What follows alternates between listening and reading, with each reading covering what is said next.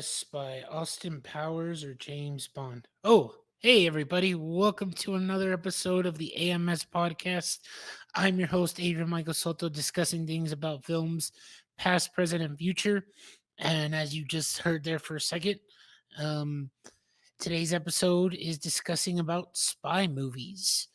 At the time of this release, and of this episode's release in a few days, there will be a new Mission Impossible movie. And I believe this is the seventh one of part one, and the part eight will be released next year in 2024. Mission Impossible Dead Reckoning Part One. And this is one of these where, as you've seen thus far in all the episodes I've done, we've talked about movie villains, action heroes. I can't believe I've drew a blank on my own episodes. We've talked about movies with an ensemble cast, Pixar movies, animated movies. So I decided to go into a specific genre today, and it being of spy movies. So let's talk about spy movies. For me, what comes to mind when you ask your favorite spy movie, you could reference James Bond. And James Bond goes through a vast majority of different characters. And whether you're a Sean Connery James Bond, Roger Moore, recently Daniel Craig, whichever James Bond is your favorite, the list goes on and on of all the cool gadgets and trying to save the world. Or unless you don't want to deal with somebody like James Bond and you want to you'd rather prefer none other than Austin Powers, as I just said a second ago. And those movies, they do the tropes and the homages to the James Bond type movies, and they're enjoyable for what they are. Or unless you want to go into the United States of America and deal with somebody like Jason Bourne, which those films is he's in a trained assassin type spy, and he's trying to find out who's trying to kill him. And it becomes those. And I believe Melissa McCarthy, right there in that image, in Spy, a comedy called Spy. So let's talk about spies. I'm going to minimize myself here. What is a spy movie? In spy movies, the main character is skilled in combat and weaponry. The main character will face a villain that will take over the world, or be at such a disadvantage for the main character, or if the main character is such a disadvantage that they become complete opposites or intertwined with one another. The main character falls in love with someone while trying to save the world. Example, Austin Powers or James Bond, as I referenced a second ago.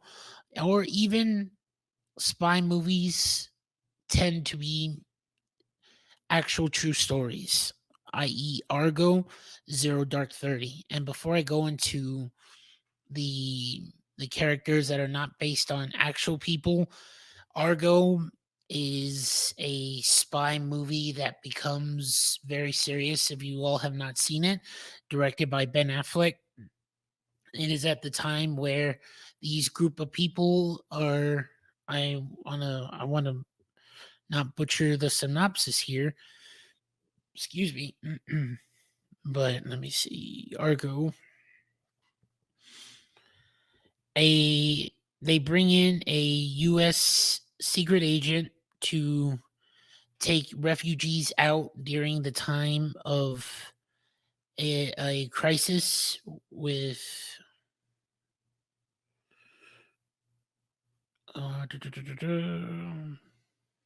a hostage crisis, and they pretend that they're doing a movie, and it's a spy type thriller. Very good. Like I said, based on a true story. Then you also get Zero Dark 30, based on the story of the taking down of Osama bin Laden, who was dealt with um, by Navy SEALs. And in the film, Jessica Chastain is supposedly, I've heard the behind the scenes or read online that supposedly she plays two female characters in actual life, but in the news, you've gotten to know who the actual Navy SEALs are, but the person that Jessica Chastain portrayed, like I said, I think she portrayed two people. She ended up portraying them in a way where when people work for national government agencies, we'll never know the identity of them. It becomes secretive because, as it is in the movies with these fictional characters that are not real, these characters that are not real, i.e., James Bond, Austin Powers, their identity is to become secret because whatever it is they do in their jobs, it's dangerous, and for the safety of themselves and their families, that they need to stay hidden and never be known about in their current jobs. So when I now talking about movies, going back to movies in particular, certain favorite characters, favorite spy characters, you have Jason Bourne, Austin Powers, Ethan Hunt, James Bond, and Eggsy from Secret Kingsman. The first one was good. The second one was okay. Felt like, as you probably have listened to my episodes in the past, it ended up becoming where they were they wanted to add too much, but it was enjoyable for the most part. Then you had James Bond. I started watching the other James Bonds, and like Sean Connery's Roger Moore. And I grew up with Pierce Brosnan because, to my gamers out there, the one of the classic video games is GoldenEye on the Nintendo 64. Then you had Daniel Craig, which was a different version from those three there of the image I shared. And his take on it was interesting. Started off good with Casino Royale, Quantum of Solace, okay. Skyfall, yeah, Skyfall, fantastic. And then the other ones, so so. Um, Tom Cruise, he is a evil Knievel, and if you've seen the latest films and currently the one that's about to come out, the man just turned 61 at the time of this recording, and he's doing his own stunts. He looks like he's in his 40s or 50s, and I need to, after this episode, I'm gonna practice my running and start running like Tom Cruise, because he looks like he's in a track meet in half of the time. And right there in that picture I'm showing you all, it ended up becoming that he literally was hanging on the outside of a plane in this film, which I believe is Mission Impossible Ghost Protocol, or yeah, Ghost Protocol. And he did it several times. They had to make sure that there was no birds in the area and the skies were clear, because if there was birds would get in the shot and whack Tom Cruise in the face. Then you have, and I enjoy those types of movies that he's done, especially the action, the fighting. As I said, all these characters thus far that I've mentioned, their hand-to-hand combat and weaponry and weapons. Then you have someone like Matt Damon in the Jason Bourne series. First started off really well, of a assassin slash spy. Didn't remember who he was. Then it ended up being that he finds out who he is, and this secret government agency is trying to kill him, and he's just trying to remember why he is who he is. And then, of all, to going from serious, well, Eggsy and the Kingsman was serious but still funny in certain moments. Austin Powers, as I referenced, those movies are funny.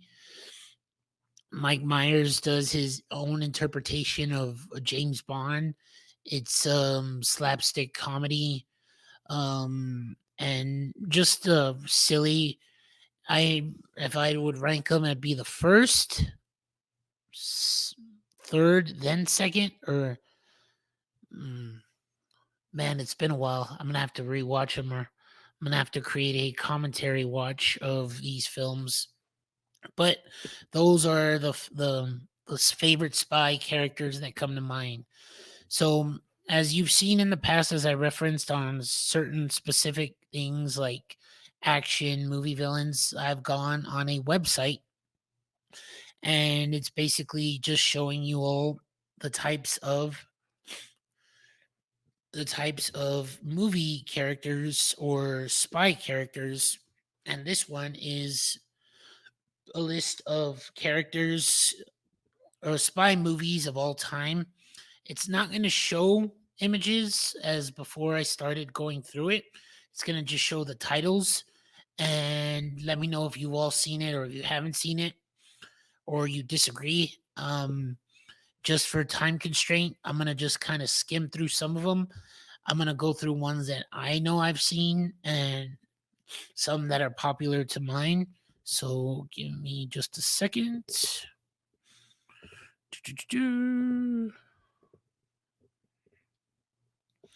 And this is 100 best spy movies of all time, according to Stacker. Never heard of the website.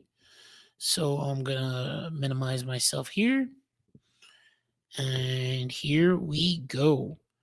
So, of all things, I would assume that just the popularity within itself, that any of the James Bond films are going to make a list. And this one at 100, Body of Lies, 2008 by Ridley Scott. I'm not familiar with that one. 2010, Salt, which is with Angelina Jolie. Very good action spy film. She gets accused of a crime, and she's being thought that she is a Russian spy. And it's definitely one of those hand to hand combat thrillers and an enjoyable film to watch. Moonraker, another James Bond film back in 1979. Never Say Never Again, also James Bond, 1983. Shadow Dancer, not familiar. Octo, 1983, another James Bond. The Man from Uncle. I originally didn't see it when this movie came out, and I believe this was based on a TV show directed by Guy Ritchie, starring Armie Hammer and Henry Cavill. And this was, I believe, one of Henry Cavill's first movie he strayed away after he first originally became Superman in Zack Snyder's film universe. And it's a pretty enjoyable film. It's, I wouldn't say guilty pleasure, but it's one of those that you'll enjoy watching. The Informant, Steven Soderbergh, 2009. The Eagle Has Landed. Atomic Blonde, directed by David Leitch, which I believe was done by Charlize Theron. Another female kicking ass like Angelina Jolie. Until the End of the World, 1991. Directed by Wim Wenders. You Only Live Twice, 1967. Cloak and Dagger, 1984. The Fourth Protocol, 1987. Red. This movie is definitely a fun movie to watch. The premise sounds silly, but Bruce Willis, Morgan Freeman, John Malkovich, Helen Mirren, a bunch of older actors, and they did their time back then, and they're brought back in to deal with a certain situation. It's a action comedy, and the sequel was not as good as the first, but still a very enjoyable movie to watch. The first Mission Impossible back in 1996, which was based on the television series, which it had a young Tom Cruise, and now 20 plus years later, you have him at the age of 60, as I said in the beginning of this episode here. It ended up becoming something that Tom Cruise is still doing it at the age of 60. Snowden, this one is someone of Oliver Stone. He's known to tell stories in certain ways. And when I saw this one, I believe on Netflix, if you're not familiar with Snowden, short story or kind of a quick take, it's basically, I think, Edward Snowden, or but it was a person that told everybody that the United States government was tracking us through technology and whoa, holy cow. Sorry about that. It was a that was for me for saying the government. Just kidding. But it was in the sense of it being a thriller and just the take or how we now say that they're tracking the US government is tracking through us in different ways. And it was an interesting movie. I'll say that the least. And uh, people consider Snowden a spy, so I could see that as a spy movie. Allied 2016, The Matador, Michael Collins, Eye of the Needle, Horror Express, Patriot Games, which I believe, yes, with Harrison Ford, from the sequel to The Hunt for Red October, the OSS 117 Carrio Nest of Spies, The Front Line, Thunderball. Then we have The Hunt for Red October, 1990, Spy Game, the third Mission Impossible, and they're gonna Despicable Me 2. Yes, it is kind of a spy-esque premise because Gru meets with a spy agency trying to take down a criminal, and gonna there's about 100 of them, so I'm gonna try and skim through, and then I'll go on the gist of their top 10 here. True Lies with Arnold Schwarzenegger, Falcon and the Snowman, The East, Official Secrets, Fair Game, Confessions of a Dangerous Mind, Charlie Wilson's War, Kingsman, there we go, with Matthew Vaughn, Taron Egerton, I believe, Colin Firth, GoldenEye. That's definitely top tier spy movie for me, especially that video game. That video game was fun. Whoa, whoa, whoa. Computer's acting wacky here. Gonna kind of go through the top 20. Let's see if I can. And as I start going, you have the next one of the Mission Impossible's Rogue Nation, which I believe is the one that actually Tom Cruise went on the side of the plane for. Then the Bourne Supremacy, Dr. No, Inglorious Bastards, The Imitation Game, The Man Who Knew Too Much. Doing the research, I saw that I've seen most of Alfred Hitchcock's filmography, and I'm going to have to check out some of these movies. Interesting of that. A Beautiful Mind. Uh, I don't see that as a spy movie, but the premise or the points make you think that um the character is a spy. Internal Affairs, Tinker Tailor Soldier, and Ghost in a Shell, The Constant Gardener, Bridge of Spies, Steven Spielberg. Now we're going into the top 20 because I would assume that these are like the top tier. Skyfall, I was definitely one of Daniel Craig's best James Bond, directed by Sam Mendes. Another James Bond from Russia with Love. Casino Royale, as I stated, intro into um, Daniel Craig's introduction as James Bond. Enter the Dragon. I need to go through Bruce Lee's filmography. I didn't know that Enter the Dragon was considered a spy movie, and let me know if you've all seen Enter the Dragon. Then now we start going to the top tier. Mission Impossible Fallout. The Conversation, 1994. The House of Flying Daggers, 2004. Stagland, 17. Goldfinger, 1964. Another James Bond. Bourne Ultimatum. I would say if I would rank the Bourne Identity franchise, it would end up going from part 1, 3, then 2, or part 3, 1, then 2. The part 1 and 3 are one of the best ones, and I believe this is the I think this is the third one. Letters from Iwo Jima, 2006. Then we go into a film based on a true story, Zero Dark 30, 2012. Then gonna try and pronounce this.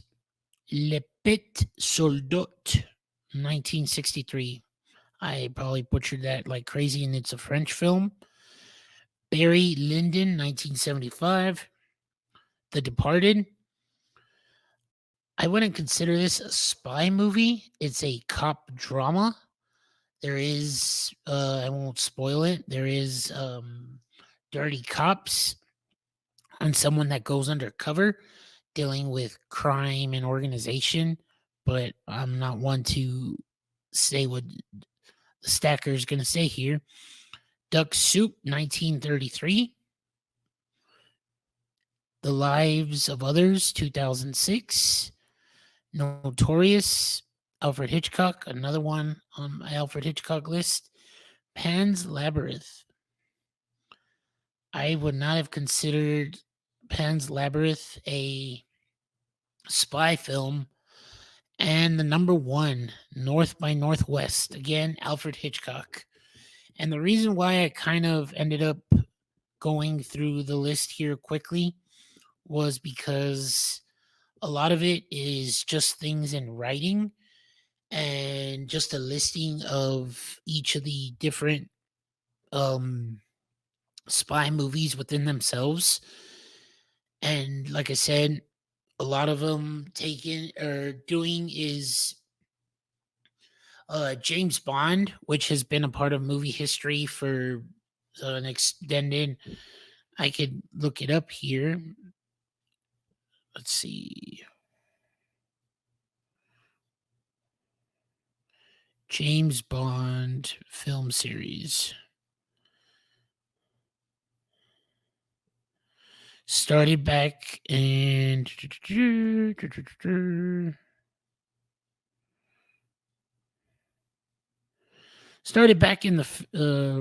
60s, and it's basically been one of those synonymous to famous villains, cars, cool technology moments.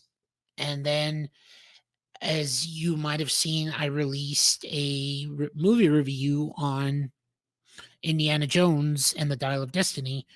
And I'll say it here on this episode. When director Steven Spielberg and director of the Star Wars films George Lucas, they were wanting to create a American version of James Bond. So they decided, what would that be? And they came up with Indiana Jones. So the United States has tried to do their take or their version on spies themselves or American spies.